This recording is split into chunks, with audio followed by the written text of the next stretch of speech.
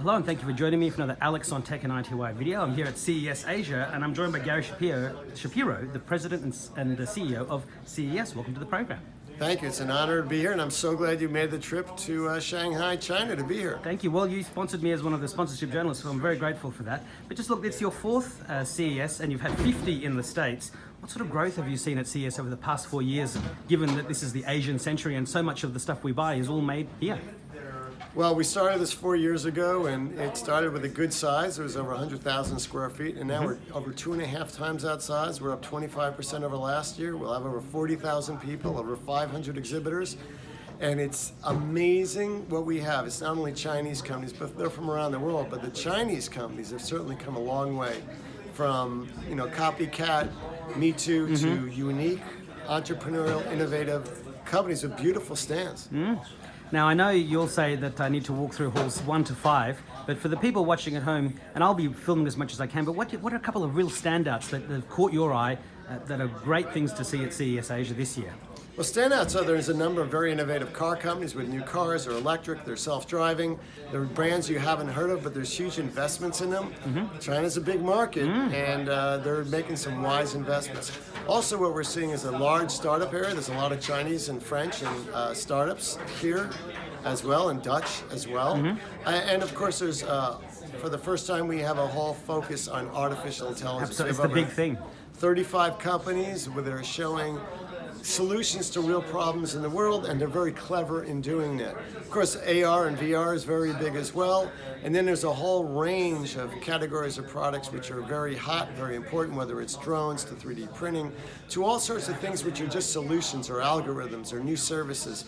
But it is really inspiring actually to be here and see how seriously China is taking the future of innovation, as well as other countries, companies are here, and this is an event that could be as big as our one in Las Vegas in a number of years. Well, you must be proud of the fact that you must have had Chinese companies coming to CES in Las Vegas for decades, and now you've come here to acknowledge the growth. Well, certainly China is the future in terms of a lot of just the sheer population and the growth of their economy.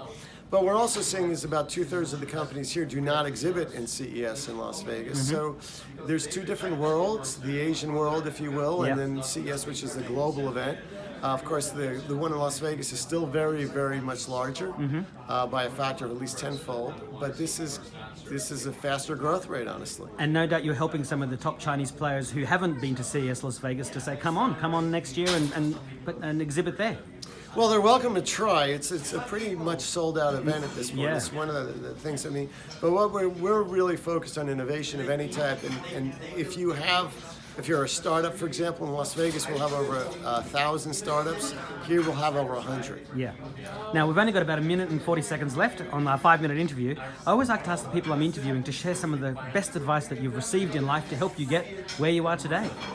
Well, one of the best pieces of advice I received is that if you treat people like people, the results will follow. If you look at people, especially those who work for you, as if they're just numbers, you will not go very far. But you have to understand that people are people all around the world.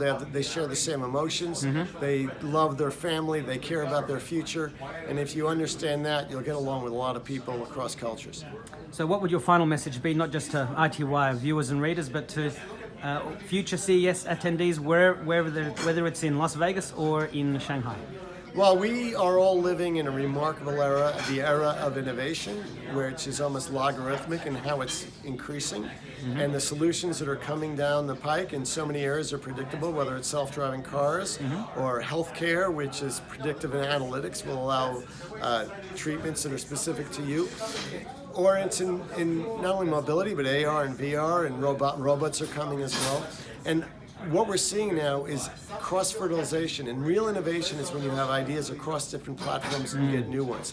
And that's what we try to inspire and grow at CES. All of my sci-fi dreams are coming true, and I'm sure all of yours are too. You're absolutely right. I was a sci-fi enthusiast. I read everything I could growing up, and I think a lot of them are those visions of reality people had 40, 50 years ago are becoming true today. Well, Gary Shapiro, it's a great honor to meet you, and I look forward to a great CES Asia conference. Absolutely. Thank you for coming. Thank you so much.